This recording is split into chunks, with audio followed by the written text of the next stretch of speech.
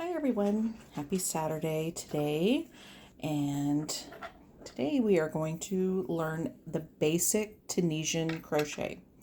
And so I want to show you what it looks like whenever you do Tunisian. This was a hat I made, and if you can see, it almost looks like it's this, you can see almost like the V shape and the woven pattern. That's on the outside, and the underside kind of looks like that. This is probably one of my favorite hats. And I ran out of yarn with the colors. And so I had this other yarn. And so I made it work. It's kind of hard to see because I can't get the video. But there's where I started. I actually did not make this in a round. But once I closed the top, I kind of sewed it to where I pulled it, and then it closed the hole up. But this is my hat where I ran out of yarn, and so I just placed it together. It works. I love it. It's kind of like this nice little slouchy hat. And then also, I hope you can't hear my dog drinking, but if you can, he's happy. So this is something I was making for a friend of mine's baby, but I messed up, so I had to take out the entire thing. So I think I'm going to make an actual blanket out of this, which I really like how it's close knit, and there's the back side of it. It's a nice soft pattern. And the one thing that you want to do when you are working Tunisian is you want to do a border, which of course you've got to do your border around, because it has a tendency to curl. So if you do a single crochet border all the way around, even do maybe 2 or 3 rows of the single crochet, it hopefully won't have that tendency to curl, because this is a thicker, bulkier yarn-ish, and it still has that curling effect, which I don't really like. So let's get started. When you're working with Tunisian crochet, I'm going to show you something. This is your regular crochet hook. Tunisian crochet hook is a little bit longer, and I'm actually on this one. Let's see if it says the size. It's US 13 9.0 millimeter. But you can see it. My camera doesn't give me the length, but hello, there you are. So what you want to do with Tunisian, and like I said, there's different techniques, but this is the basic. And what I did with the hat and what I did with the green blanket was the basic Tunisian. So I went ahead and chain stitched, and you could check out the videos if you are learning how to chain stitch. But what your Tunisian crochet basic stitch is going to be like is a modification, variation of the single crochet. So what you want to do in a single crochet, you would normally skip the first chain or skip the first ridge, and you would single crochet in the next ridge. So a single crochet, you would put your yarn in the hole under the ridge, yarn over, pull it back through, and you have 2 loops, and you would normally yarn over and pull it back through the 2. But in Tunisian, you're going to work the entire row with leaving your loop on the hook. So this is all, I guess when you say this first row, into the next ridge, yarn over, pull up a loop. Now you have 3 loops. Go to the next ridge, hook in, yarn over, pull through. You're going to do this all the way to the end. And it makes just a really neat woven effect. And it's probably one of the easier, and it's really, honestly, it's fast, but it's probably one of the easier crochet techniques, because you don't turn your work. You keep your work facing you the entire time, and you just work back and forth and back and forth. You never turn your work unless you're doing your border at the very end. So your yarn over, pull through, and see, you can see all the loops that you still have on your hook. And I tried chaining it loosely, but I think I got it a little bit tighter than what I was hoping for. So you come to your last one. You have all your loops on your hook, just like that. So now you're going to work your way back. So you want to, on your last one, you want to chain 1, pull through. Now what you're going to do is yarn over, pull through just 2 loops. To be real careful. It's harder when it's working slow. I just want 2 loops. You're going to do that the whole way back. Yarn over, pull through 2 loops. Yarn over,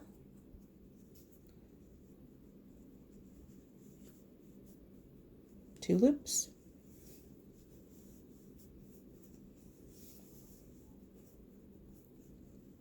And I'll show you how you can also end the Tunisian crochet, because when you come to your top row and you're done, whenever you come back through, you'll see that there are, it's kind of leaves these certain kind of holes. On your last row, when you're going across, you just single crochet all the way across. But I'll show you that in just a second. So now when you're working your next row across, so you just finished your foundation row, you're going to have these hole looking things. And you can see the holes as you work across. So on the very first one, there's your hole, you have this front post. So there's the back post, there's the front post. You're going to go in the front post, yarn over, pull up a loop. You're going to go to the next one all the way across. There's your front post, in, yarn over, pull through all the way. There's your front post. So you can see where the back post is, your whole front post. Let me see if I can get a better look at that. Because there's your top. You're not touching those. There's the hole. Let's see if I can maybe put that through there so you can see there's the hole. There is the other hole, and you're wanting to run through here. So if you can see that. And so remember, you have all your loops still on your hook. So find the 2 main holes. You're going to go right in between the front and the back of that. Yarn over, pull through. Next one, yarn over, pull through. Excuse you, Duke. My dog's behind me making noises. Lovely. And you're going to come all the way to the end. Now, whenever you're at the end, you always want to make a chain 1. Why? I don't know. I just know that it works. So you're going all the way across. And see how it's already starting to curl? As you go on, it will flatten. Your work will flatten, but the ends will curl. And I'm still trying to find out myself what to do about that. See, here's your chain. So you want to go into this last piece right here. So oh my gosh, my dog is licking. Duke. Go in, yarn over, and pull up. So that's what it's going to look like. So now you're going to, again, work backwards. So when you start out, you chain 1. Oh, let's move that over. Chain 1. You're going to yarn over, pull through 2. Over, yarn over, pull through 2. Oh, I think I was taping. Okay. Y'all, I'm working on my tech savviness. I know how to crochet more than I can do tech stuff. Just pull through those 2. And when you get your Tunisian hooks, they come in all kinds of different sizes, from the really thin, which I did the hat with, all the way to the ones that are really big and bulky. But it just makes such a neat weave. I'll do another row real quick for you so you can kind of see almost what it's looking like. Now you're coming up on your next row. Again, here's your front There's your back. Here's the two holes. So you want to go right into there. So right in the front, yarn over, pull through, keep that loop on the hook. Next one, see, there's the front. Because it almost kind of juts out at you. And you just kind of keep working it down the whole way.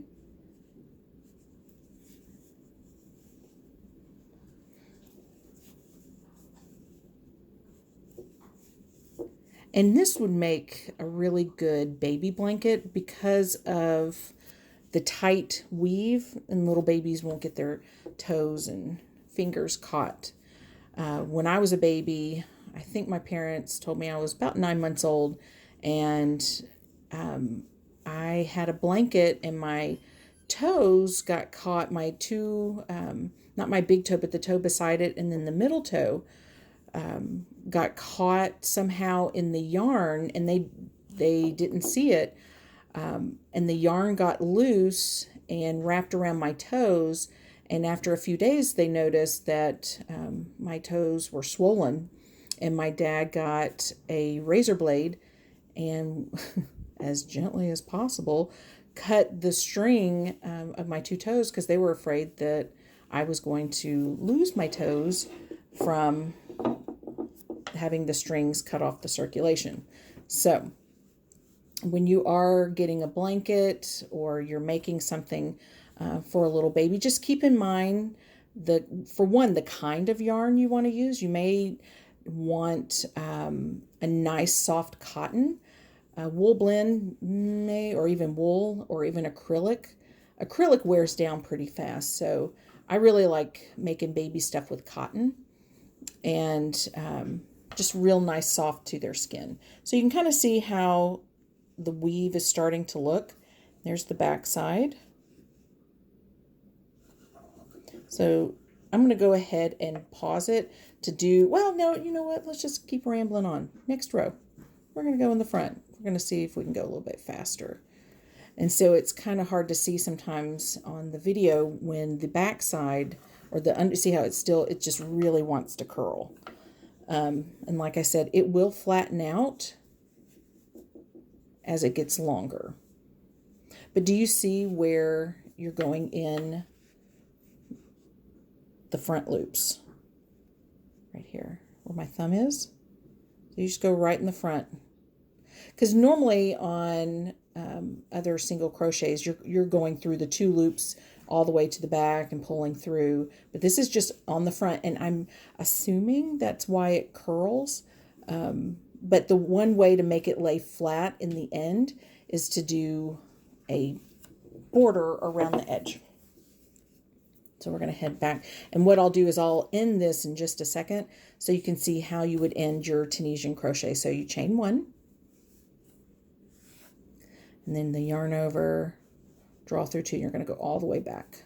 I just wish this would lay a little bit flatter while we're doing this, but I am using a bulkier yarn as well, and probably could have gone up a little bit in the hook size, but I kind of like the tighter weave. But see how it curls, and it's just hard to manage at first. And once you get going on this, it's probably one of the easier ones to work with. But it makes a really nice weave. So you can kind of see. It's hard to do it on the video because that little side wants to curl up.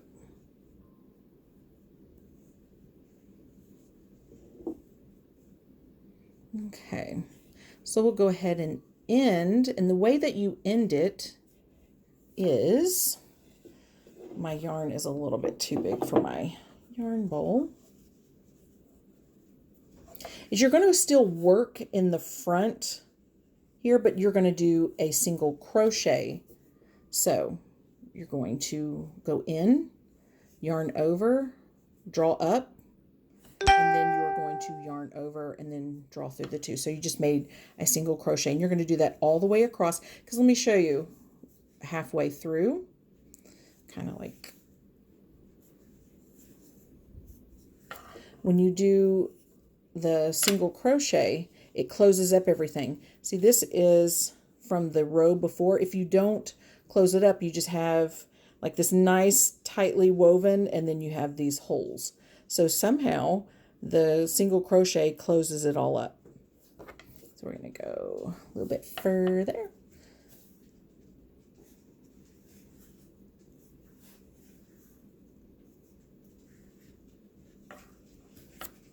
It doesn't, I wonder if I can do that. Oh, no.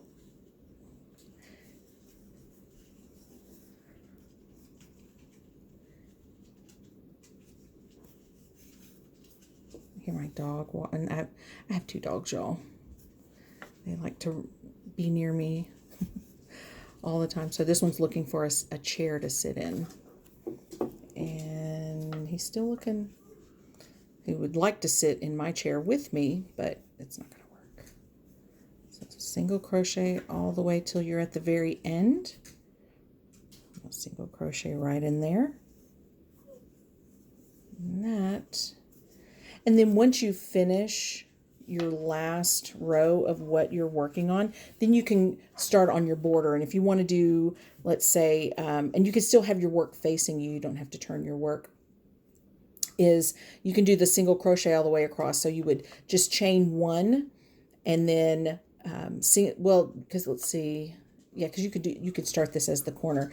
You could chain one, single crochet in this corner space, chain one, single crochet in that same corner, and then single crochet in here, come down to your corner spot, single crochet in this hole, chain one, single crochet, and then you would work the single crochets all the way. But if you want to make sure that it's not going to curl, you may want to do about 2 or 3 rows of the single crochet in your border. But that is what Tunisian looks like. It is just, absolutely, it's probably one of my favorites, and it's fast to work. I mean, just in that time it took, I mean, I'd normally do these while I'm watching a movie. Oh, my dog's crying because he wants to get up in the chair. Go ahead. So that is your Tunisian.